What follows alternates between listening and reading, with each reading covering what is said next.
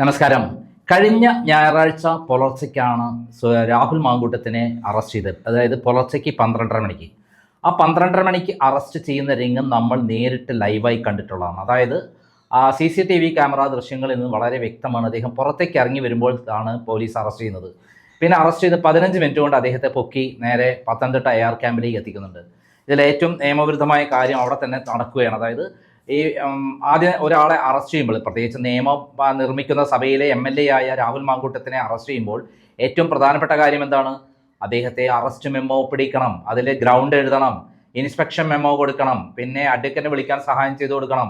ഇതൊന്നും ചെയ്ത പോലീസ് രാജ് നടപ്പിലാക്കുകയാണ് ആര് ചെയ്തത്? നമ്മുടെ പിണറായി സർക്കാർ ചെയ്തത്. പിണറായി വിജയൻ നേരിട്ട് ഈ കാര്യത്തിൽ ഇടപെടുകയും നേരിട്ടാണ് ഈ കാര്യങ്ങളെല്ലാം നടത്തിയിട്ടുള്ളത്. അങ്ങനെ നേരിട്ട് നടത്തിയിട്ടുള്ള ഓപ്പറേഷൻ വളരെ സക്സസ് ആയിരുന്നു പിണറായി വിജയന്. പക്ഷേ കേരളം കണ്ട ഏറ്റവും അധമനായ മുഖ്യമന്ത്രിയാണ് പിണറായി വിജയൻ. ഇവിടെ നിയമങ്ങളൊന്നും ബാധകമല്ല, ആരെ അറസ്റ്റ് ചെയ്താലും നിയമങ്ങൾ പാലിക്കേണ്ട ആവശ്യമില്ല, സുപ്രീം കോടതി നിയമങ്ങളൊക്കെ കാറ്റിൽ പറത്തി മാത്രമാണ് ഇതൊക്കെ നടത്തുകയുള്ളൂ എന്നുള്ള രീതിയാണ് പിണറായി വിജയൻ നടത്തിയത്. എങ്ങനെയെങ്കിലും രാഹുൽ മാങ്കൂട്ടത്തെ ജയിലിൽ അടക്കണം എന്നുള്ള നിർബന്ധ ബുദ്ധി കൊണ്ട്, പ്രതികാര ബുദ്ധി കൊണ്ടാണ് രാഹുൽ മാങ്കൂട്ടത്തെ അറസ്റ്റ് ചെയ്തത്.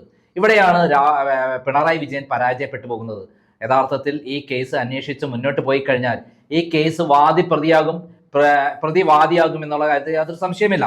അതിന് കാരണം ഈ യുവതി തൻ്റെ ഇഷ്ടപ്രകാരമാണ് ഈ രാഹുൽ മാങ്കൂട്ടുമായി തനിക്കിഷ്ട കിടപ്പറ പങ്കിട്ടത് എന്നുള്ള തെളിവ് രാഹുൽ മാങ്കൂട്ടത്തിനെ കോടതിയിൽ ഹാജരാക്കിയിട്ടുണ്ട്. ഒരു സുപ്രധാന തെളിവ് എന്ന് പറയുന്നത് ബെയിൽ ആപ്ലിക്കേഷൻ 5-ാം നമ്പർ രേഖ നോക്കൂ. അതായത് ഇതിനകത്ത് ഈ പറയുന്ന പരാതിക്കാരി അതിജീവിത തൻ്റെ ഇഷ്ടപ്രകാരം രാഹുൽ മാങ്കൂട്ടനോടുള്ള പ്രണയം മൂത്ത് തനിക്ക് കിടപ്പറ പങ്കിടണം, രാഹുൽ മാങ്കൂട്ടുമായി കിടപ്പറ പങ്കിടണം, ആ കിടപ്പറ പങ്കിട്ടത് എൻ്റെ സ്വന്തം ഇഷ്ടപ്രകാരമാണ് എന്ന് പറയുന്ന ഓഡിയോ സന്ദേശമാണ് കോടതിയിൽ ഹാജരാക്കിയിട്ടുള്ളത്. സുപ്രധാനമായ രേഖയാണ്.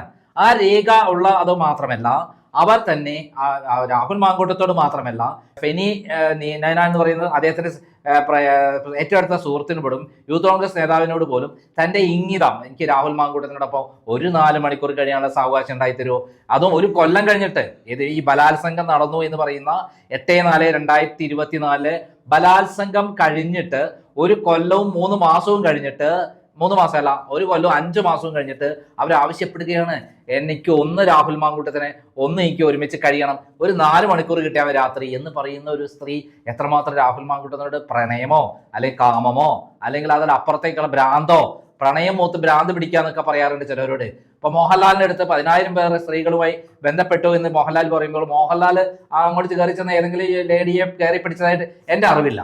ഞാൻ ഇതുവരെ അറിഞ്ഞിടത്തോളം മോഹൻലാലിന്റെ അടുത്ത് അവിടെ ചെല്ലുകയാണ്. മോഹൻലാൽ ഒരു ദിവസം എനിക്കൊന്ന് കൂടെ കഴിയാൻ കിടപ്പറ പങ്കിടാന്ന് പറഞ്ഞിട്ട് സ്ത്രീകൾ ക്യൂ ആയിട്ട് ചെല്ലുകയാണ്. അതൊരു മോഹമാണ് അവരുടെ ജീവിതത്തിൽ.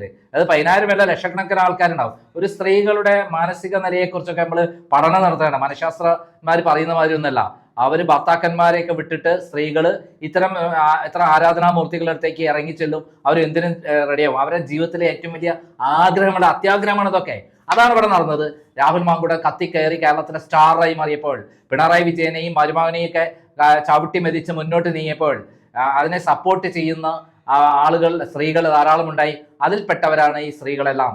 ഇപ്പോൾ ലാസ്റ്റ് വന്ന അതിജീവിത കാനഡക്കാരിയാണ്.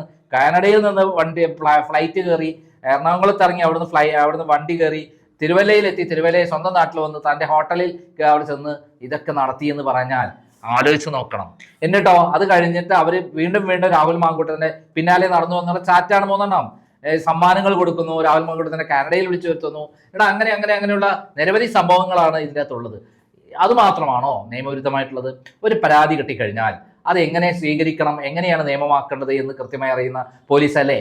അവർ ആ പരാതി ഇമെയിൽ വഴി വന്നാൽ ആ പരാതിക്കാരിയെ വിളിച്ചു വരുത്തി ഇത് ശരിയാണോ അല്ല നേരിട്ട് ചോദ്യം ചെയ്ത്, ബലാത്സംഗമാണ് പ്രത്യേകിച്ചും, സുപ്രീം കോടതി വിധിയുണ്ട്, ബലാത്സംഗ പരാതി വന്നാൽ ധാരാളം വ്യാജ പരാതി വരുന്ന പുരുഷന്മാരെ കൊടുക്കുന്ന ഒരു കാലഘട്ടമാണ്. ആ കാലഘട്ടത്തിൽ നിർബന്ധമായിട്ടും പരാതിക്കാരിയെ വിളിച്ചു വരുത്തി കൃത്യമായിട്ട് അത് ചോദ്യം ചെയ്ത് ഇത് ശരിയാണോ അല്ലേ എന്നുള്ള സയന്റിഫിക് ആയിട്ട് മെഡിക്കൽ ടെസ്റ്റ് നടത്തി രേഖകൾ പരിശോധിച്ച് കൃത്യമാക്കിയ ശേഷം അവർ കൃത്യമായി കാര്യങ്ങൾ നീക്കിയ ശേഷം വേണ്ടേ രാഹുൽ മാങ്കൂട്ടത്തിനെ അറസ്റ്റ് ചെയ്യാൻ. അത് ഏത് ആളായിക്കോട്ടെ. രാഹുൽ മാങ്കൂട്ടം MLA ആയതുകൊണ്ട് മാത്രമല്ല, MLA ആയതുകൊണ്ട് വളരെ ശ്രദ്ധിക്കണം, നിയമം നിർമ്മിക്കുന്ന സഭയിലെ അംഗമാണ്. അവിടെ അങ്ങനെ ഒരു സംഭവം നടക്കണ്ടേ? വളരെ കൃത്യമായി നടക്കണ്ടേ? അങ്ങനെ ഒരു സംഭവമേ ഉണ്ടായിട്ടില്ല. പകരം അപ്പോൾ തന്നെ പിടിക്കാൻ പിണറായി വിജയൻ പറഞ്ഞാൽ അത് പിണറായി വിജയൻ ആരാ? ഇവിടുത്തെ ദൈവമോ? ആ ആണല്ലോ, കാരണഭൂതനാണല്ലോ അദ്ദേഹം. കാരണഭൂതൻ എന്ത് വൃത്തികേട് കാണിക്കാനും തയ്യാറായി നിൽക്കുന്നതല്ലേ. പക്ഷെ നിയമത്തിന്റെ മുന്നിൽ പിണറായി വിജയൻ ഒന്നുമല്ല. പിണറായി വിജയൻ എന്ന് പറയുന്ന ഒരു ക്രിമിനൽ മാത്രമായ ഒരാളാണ്, കേരളത്തിലെ മാഫിയ തലവൻ. ഒരു 10-12 കേസുകൾ ജയിലിനകത്ത് ഭാര്യയും കുടുംബവും ഒക്കെ കഴിയേണ്ട ആളാണ്. അദ്ദേഹം തന്നെ മുമ്പ് ഒരു ആൺകുട്ടിയുടെ പരാതിയിൽ പാർട്ടി അന്വേഷണ കമ്മീഷൻ നടത്തി തീവ്രതയില്ല എന്ന് കണ്ട് MM ലോറൻസ് രക്ഷപ്പെടുത്തിയുള്ള ഒരാളാണ്. എന്തിന് അദ്ദേഹത്തിന്റെ നാട്ടുകാരനായ ഒരാൾ എന്നോട് പറഞ്ഞ് ഞെട്ടിപ്പോയിട്ടുണ്ട്. അയാൾ ജീവനും കൊണ്ട് ഓടി എന്നാണ് എന്നോട് പറഞ്ഞത്. അയാൾ എവിടെ വേണമെങ്കിലും എന്നോട് മൊഴി നൽകാൻ തയ്യാറാണ്. അദ്ദേഹത്തിന്റെ നാട്ടുകാരൻ തന്നെ, തൊട്ടടുത്ത വീട്ടുകാരൻ തന്നെ. ആരാണെന്നൊക്കെ പിണറായി വിജയൻ അറിയാം. അദ്ദേഹം ഒരു പരാതി കൊടുത്താൽ പിണറായി വിജയൻ അകത്താണ്. അത്രയും വൃത്തികെട്ടവനായ ഒരു പിണറായി വിജയൻ ഒരു രാഹുൽ മാങ്കൂട്ടൻ എന്ന് പറയുന്ന ഉദിച്ചു വരുന്ന സ്റ്റാറിനെ നശിപ്പിക്കാൻ വേണ്ടി കിട്ടുന്ന അവസരം ഉപയോഗിച്ചു എന്നുള്ളൂ. പക്ഷെ ഞാൻ രാഹുൽ മാങ്കൂട്ടത്തിന്റെ കൂടെയല്ല. ഇത്തരം കാര്യങ്ങൾ വരാതെ സൂക്ഷിക്കേണ്ടത് അവരുടെ ഡ്യൂട്ടിയായിരുന്നു. കാണുന്ന സ്ത്രീകൾ മുന്നോട്ട് കയറി വരുമ്പോൾ അവരെ അവിടെ നിർത്തേണ്ടവർ നിർത്തിക്കൊണ്ട് അവർക്ക് വേണ്ട സഹായം ചെയ്ത് അവിടുന്ന് വിട്ടേക്കണം. അല്ലാതെ അവരെ ഇത്തരത്തിൽ ഉപയോഗിച്ചത് ഒട്ടും ശരിയല്ല.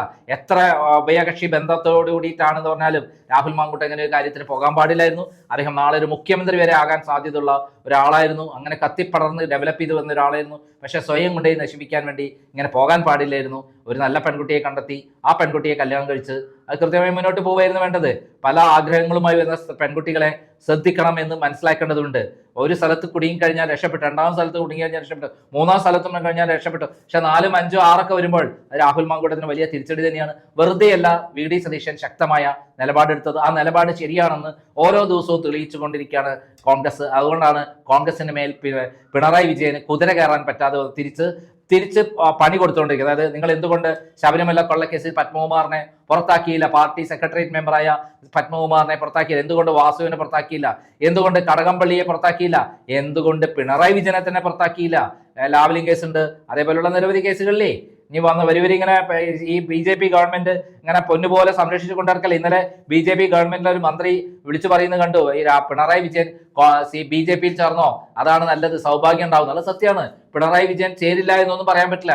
കാരണം ഇപ്പോൾ മാർക്സിസം ലെനിനിസം ഒക്കെ വിട്ടിട്ട് ഇപ്പോൾ ബൂർഷാധിപത്യത്തിന്റെ ഏറ്റവും വലിയ ആളായി മാറിയിരിക്കുകയാണ് പിണറായി വിജയൻ. പിന്നെ എങ്ങനെയെങ്കിലും കേസുകളിൽ നിന്ന് രക്ഷപ്പെടണമെങ്കിൽ BJP ചേരില്ല എന്നുള്ള അഭിപ്രായമൊന്നും നമുക്കില്ല. ഏത് സമയത്തും പിണറായി വിജയനും കുടുംബസമേതം BJPയിൽ ചേരാം. അങ്ങനെയുള്ള ഒരു അവസ്ഥയിലാണ് പിണറായി വിജയൻ പോകുന്നത്. തട്ടിപ്പ് നടത്തി എല്ലാ മേഖലയും തട്ടിപ്പ് നടത്തി BJPയുടെ ഐശ്വര്യമായി മാറിയിട്ടുള്ള പിണറായി വിജയൻ ഭരിക്കുന്ന നാട്ടിൽ ഒരാളെ കൊടുക്കുമ്പോൾ വളരെ ശ്രദ്ധിക്കണ്ടേ. അദ്ദേഹത്തിന് നിയമപരമായിട്ട് കൃത്യമായിട്ട് നിയമത്തിനുള്ളിൽ കൂടെ കൊണ്ടുപോയി കുടുക്കിയിരുന്നെങ്കിൽ വല്ല ചീത്തപ്പേരും ഉണ്ടാവോ? ഇപ്പോൾ കേരളത്തിലെ ഏറ്റവും വലിയ സ്റ്റാർ ആയിട്ടുള്ള ജനപിന്തുണയുള്ള ഒരാളാണ് രാഹുൽ മാങ്കൂട്ടം. രാഹുൽ മാങ്കൂട്ടത്തിന്റെ നീക്കങ്ങൾ രാഹുൽ മാങ്കൂട്ടം പിടിക്കാൻ പോയി വാദി പ്രതിയാകുന്ന രീതിയിലേക്ക് പോയി കഴിഞ്ഞാൽ, രാഹുൽ മാങ്കൂട്ടം തിരിച്ച് കേസ് ഫയൽ ചെയ്ത് കഴിഞ്ഞാൽ ഈ സ്ത്രീകളെല്ലാം തന്നെ കുടുങ്ങും. ഇവർ പറയുന്നുണ്ട് ഞങ്ങൾ ഗർഭിണിയായി ഗർഭചിത്രം നടത്തി. ഏത് ഭർത്താവുള്ള ആളാണ് അങ്ങനെ ചെയ്യുന്നത്? ഭർത്താവുള്ള ആളാണ് ഭാര്യ വേറൊരു പുരുഷന്റെ കൂടെ എങ്ങനെയായിട്ട് ഗർഭിണിയായെന്ന് വളരെ സന്തോഷത്തോടുകൂടി എന്റെ രാഹുൽ മാങ്കൂട്ടത്തിലെ കുട്ടിയാണേ എന്റെ കുട്ടിയെ എനിക്ക് ജന്മം കൊടുക്കാൻ പറ്റില്ല, എന്റെ കുട്ടിയുടെ പിതാവാണ് രാഹുൽ മാങ്കൂട്ടം എന്ന് പറയുമ്പോൾ സ്വന്തം ഭർത്താവിനോട് കാണിക്കുന്ന നന്ദികേടുണ്ടല്ലോ, അതൊരിക്കലും നമുക്ക് ഏത് തരത്തിലും അംഗീകരിക്കാൻ പറ്റില്ല. കാരണം ഭർത്താവിനെ വഞ്ചിച്ച് മറ്റൊരു പുരുഷന്റെ കൂടെ കിടന്നിട്ടാണ് ഇത്തരം കാര്യങ്ങളൊക്കെ നടത്തുന്നത് ഇവരെന്നുള്ള കാര്യമാണ് നമ്മൾ മനസ്സിലാക്കേണ്ടത്. എന്തായാലും ഈ സ്ത്രീകൾ ഇതിനകത്ത് അതേപോലെ കുറ്റക്കാരികളാണ്. രാഹുൽ മാങ്കൂട്ടത്തെ മാത്രം നമ്മൾ പഴി പറഞ്ഞിട്ടില്ല. യുവാവായ 36 വയസ്സുള്ള വിവാഹം കഴിക്കാത്ത ഒരാളാണ് രാഹുൽ മാങ്കൂട്ടം.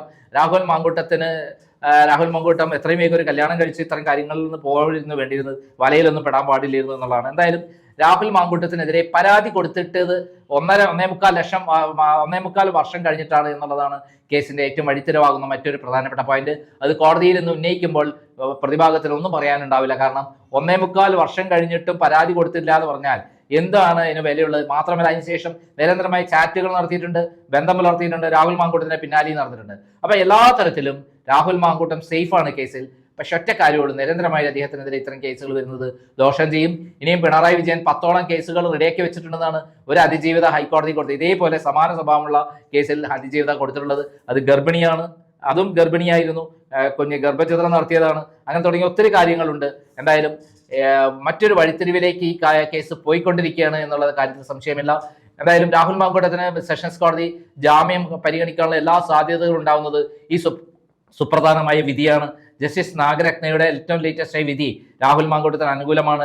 വിവാഹം കഴിക്കാമെന്ന് പറഞ്ഞ് രാഹുൽ മാങ്കൂട്ടം വിവാഹം കഴിക്കാമെന്ന് പറഞ്ഞ ഒരു സ്ത്രീയുമായിട്ട് വിവാഹിതയായ സ്ത്രീയുമായി ശാരീരിക ബന്ധത്തിൽ ഏർപ്പെട്ടാൽ അത് കുറ്റകരമല്ല എന്നാണ്, ബലാത്സംഗമല്ല എന്നാണ് ഇപ്പോൾ വിധിച്ചിട്ടുള്ള ആ വിധി സുപ്രധാനമായൊരു വിധി ഈ കേസിൽ നിർണായകമാകും. ഏറ്റവും പുതിയ 2025-26 ജനുവരി 8 സുപ്രീം കോടതിയുടെ ആ വിധി തീർച്ചയായും ഇത്തരത്തിലുള്ള കള്ളക്കേസുകൾക്ക് പരിഹാരമാകും. രണ്ട് പേർ ഒരുമിച്ച് നിന്ന് ഇത്തരം കാര്യങ്ങൾക്ക് പോയി പരസ്പരം കേസ് കൊടുത്ത് എന്നിട്ട് അവസാനം സ്ത്രീ താൽക്കാലികമായി പുരുഷന്മാരെ ബുദ്ധിമുട്ടിക്കും, കുറച്ചു കാലം ജയിലിൽ കിടക്കും, പിന്നെ പുറത്തു വന്നിട്ട് തിരിച്ച് കേസ് കൊടുത്തു കഴിഞ്ഞാൽ ഈ സ്ത്രീകൾ കുടുങ്ങുന്ന ഒരു അന്തരീക്ഷത്തിലേക്കാണ് പോകുന്നത്. എന്തായാലും ഇതിൽ കാനഡക്കാരിക്ക് 10 ഉള്ള സ്വത്തെല്ലാം എടുത്തു വെച്ചോളൂ, പണമെല്ലാം റെഡിയാക്കി വെച്ചോളൂ, തിരിച്ച് രാഹുൽ മാങ്കൂട്ടൻ കേസ് കൊടുക്കുമെന്നുള്ള കാര്യത്തിൽ സംശയമില്ല. ഏറ്റവും ചുരുങ്ങിയ 10-20 കോടി രൂപ പോലീസുകാരും അതേപോലെ ഈ സ്ത്രീയും എല്ലാം കൊടുക്കേണ്ടി വരും. ആ രൂപത്തിലാണ് കാര്യങ്ങൾ നീങ്ങുന്നത്. പ്രത്യേകിച്ചും ശാസ്തമംഗലം അജിത് കുമാറാണ് കോടതിയിൽ ഇറങ്ങുന്നത്, വാദം നടത്തുന്നത്. തീപ്പരി ആയിട്ട് അദ്ദേഹം മാറും. അദ്ദേഹത്തിന്റെ വാദഗതികളെ ഖണ്ഡിക്കാൻ പ്രോസിക്യൂഷന് കഴിഞ്ഞെന്ന് വരില്ല. അത്രയും കൃത്യമായ തെളിവുകളാണ് അവർ കോടതിയിൽ ഹാജരാക്കിയിട്ടുള്ളത്. റിമാൻഡ് റിപ്പോർട്ടും അതേപോലെ FIRs ഒക്കെ നേരത്തെ തന്നെ പത്രക്കാർക്ക് എങ്ങനെ കിട്ടിയെന്ന് ചോദിച്ചാൽ അത് പോലീസോ അല്ലെങ്കിൽ പിണറായി വിജയന്റെ ഓഫീസിനോ അല്ലെങ്കിൽ ആ പെൺകുട്ടിയോ കൊടുക്കണം, അല്ലാതെ വേറെ അങ്ങനെ കൊടുക്കാൻ പാടില്ല ഒരു ബലാത്സംഗ കേസിലെ FIRs എന്നുള്ളതാണ്. പക്ഷെ അതൊക്കെ തന്നെ ആ സെയിം ഡേ തന്നെ അപ്പോൾ തന്നെ പുറത്തു വന്നു എന്നുള്ളത് കൊണ്ട് തന്നെ നമുക്ക് മനസ്സിലാക്കാം ഈ കേസിൽ രാഹുൽ മാങ്കൂട്ടത്തെ എങ്ങനെയെങ്കിലും നശിപ്പിക്കുക, അദ്ദേഹം സമൂഹത്തിന് മോശക്കാരനാക്കുക എന്നുള്ള ലക്ഷ്യമാണ് പിണറായി വിജയനോട്. അതുവഴി UDF തകർക്കുക എന്നുള്ള ലക്ഷ്യമാണെങ്കിൽ അത് നടക്കില്ല എന്നുള്ളത് ആദ്യം തന്നെ VD സതീശൻ മുൻകൂട്ടി കണ്ടിരുന്നു. അദ്ദേഹം എടുത്ത തീരുമാനം, നിലപാട് അത് വിജയിച്ചതിന്റെ ലക്ഷണമാണ്. കേരളത്തിലെ ജനത അദ്ദേഹത്തിന് ഏറ്റവും അധികം മുഖ്യമന്ത്രിയാകാൻ ഏറ്റവും സാധ്യതയുള്ള ആളായിട്ട് അദ്ദേഹത്തെ തെരഞ്ഞെടുത്തിരിക്കുന്നത്. 22% പേർ VD സതീഷിന്റെ പേര് പറയുമ്പോൾ പിണറായി വിജയൻ ഡിം എന്ന് പറഞ്ഞ 18 കുറഞ്ഞിരിക്കുകയാണ്. അത് അങ്ങനെ പിണറായി വിജയൻ ഇത്തരത്തിലുള്ള കള്ളക്കേസുകളും ഇത്തരം തട്ടിപ്പുകളും അഴിമതിയും സ്വജനപക്ഷപാതവും എല്ലാം നടത്തിക്കൊണ്ടിരിക്കുന്ന ഇത്തരം കാര്യങ്ങൾ എന്തുകൊണ്ടാണ് പിണറായി വിജയൻ സ്വന്തം പാർട്ടിയിലെ നേതാക്കന്മാരെ സംരക്ഷിച്ചത് രാഹുൽ മാങ്കൂട്ടത്തെ അങ്ങനെ ചെയ്യുന്നത്? P ശശി എന്ന ഭൂലോക പെണ്ണുപിടിയൻ അവിടെ മുഖ്യമന്ത്രിയുടെ ഓഫീസിലിരിക്കുമ്പോൾ അദ്ദേഹത്തെ പിടിച്ച് പുറത്താക്കാൻ, അദ്ദേഹത്തെ പിടിച്ച് പോലീസിനെ ഏൽപ്പിക്കാൻ വെറും ഒരു അന്വേഷണ റിപ്പോർട്ട് ഒന്ന് പോലീസിന് കൊടുത്താൽ പോരെ? എന്തുകൊണ്ടാണ് തയ്യാറാവാത്തത്? പാർട്ടി ചെയ്തെന്താ? രണ്ടാമത്തെ പരാതിക്കാരന്റെ പരാതി കിട്ടിയപ്പോൾ KPCC പോലീസിന് DGPക്ക് അയക്കലേത് എന്തുകൊണ്ട് പിണറായി വിജയൻ അത് അയച്ചില്ല? നന്ദി, നമസ്കാരം.